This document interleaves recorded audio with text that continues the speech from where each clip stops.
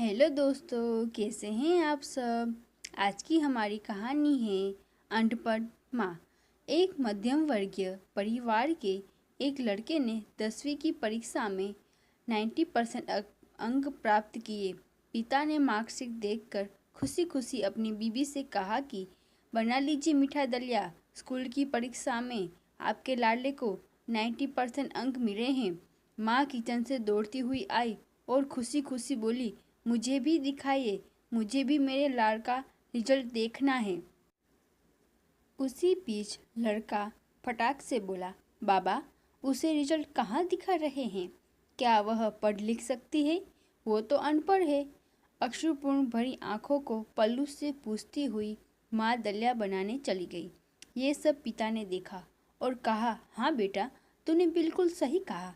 जब हमारी शादी हुई तो 3 महीने के अंदर ही तुम्हारी माँ गर्भवती हो गई।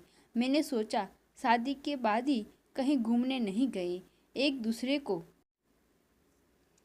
ठीक से समझे भी नहीं। चलो इस बार अबॉर्शन करवा कर आगे चांस लेते हैं। लेकिन तुम्हारी माँ ने जोर देकर कहा, नहीं घूमना फिरना और आपस में समझना, यह सब कुछ बाद में। फिर तेरा जन्म हुआ। वो अनपढ़ थी ना, जब तू गर्भ में था तो उसे दूध बिल्कुल पसंद नहीं था। उसने तुझे स्वस्थ बनाने के लिए हर दिन 9 महीने तक दूध पिलाया। क्योंकि वो अनपढ़ थी ना, तुझे सुबह 7 बजे स्कूल जाना रहता था, इसलिए वह सुबह 5 बजे उठकर तेरा मनपसंद नाश्ता और डिब्बा बनाती थी। क्योंकि वो अनपढ़ थी ना, जब तुम रात में पढ़ते पढ़ते सो जाते थे तो वह आकर तुम्हारी कॉपी और किताब बस्ते में भरकर तुम्हें बिस्तर पर सुलाती थी और उसके बाद ही सोती थी, और रात में बार बार जागकर तुम्हें ओढ़नी से ढकनी थी। क्योंकि वो अनपढ़ थी ना। बचपन में तुम ज़्यादातर समय बीमार रहते थे, तब वो रात रात भर जाग कर भी सुबह जल्दी उठती थी और काम पर लग जाती थी। क्योंकि बेटा वो अनपढ़ थी ना, तुम्हारे लिए ब्रांडेड कपड़े लाने के लिए मेरे पीछे पड़ती थी और खुद सालों तक एक ही साड़ी पर रहती थी। क्योंकि वो अनपढ़ थी ना।